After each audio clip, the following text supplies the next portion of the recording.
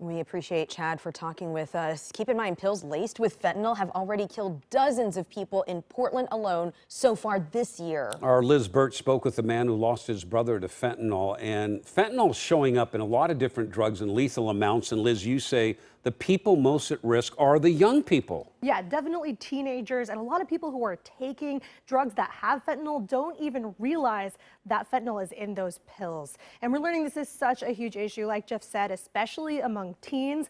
Portland police say they think educating the public about this as soon as possible could prevent more overdose deaths, which is why we wanted to tell you about this.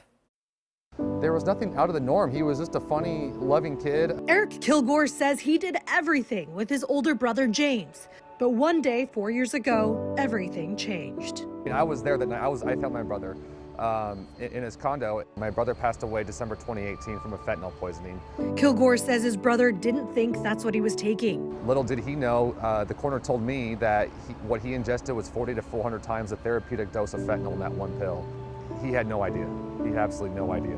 The Portland Police Bureau tells me this is a story they're becoming more and more familiar with. Do these people who are taking these pills or taking something laced with fentanyl, are they aware that they're taking fentanyl? Most of the people, I'm not saying all, but most of the people that we interview when we're conducting our investigations believe they are taking something else. Lieutenant Chris Lindsay supervises the Narcotics and Organized Crime Division within PPB. We're seeing a large influx of fentanyl in two forms, in the form of powder and also in the form of what we call counterfeit pills. He says Portland police were notified of 87 overdose deaths in 2020, then 113 in 2021.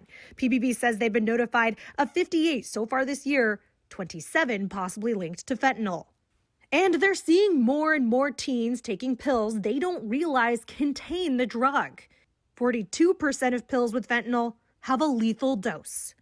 Earlier this year, 2 Portland public school students died from taking blue fentanyl-laced pills, according to the district. Lieutenant Lindsay says Portland is being hit hard by this problem, but so are other major West Coast cities along the I-5 corridor. It is deliberately being pushed by the cartels in Mexico. The cartels learned it was that they can mass produce this for extremely cheap and make a ton of money off it. In a press conference Tuesday, I asked Mayor Ted Wheeler about the epidemic of drug abuse in Portland. We as a state do not have adequate treatment capacity for those with substance abuse issues.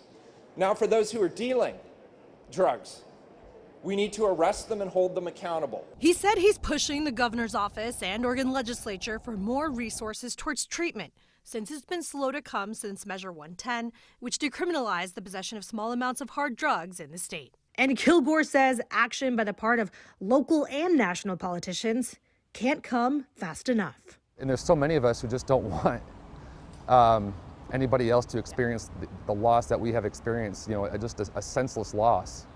And, we're losing a whole generation right now.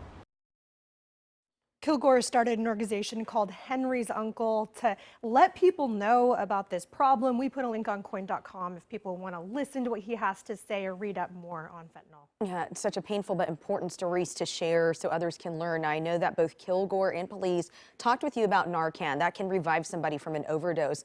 What are we hearing about in terms of making that more accessible, Liz? Well, actually, some pretty big news came out of this interview with Lieutenant Lindsay. He told us that coming soon, all PPB officers will be carrying Narcan because of this problem. Officers at Central Precinct already do, but they're going to roll it out to everyone.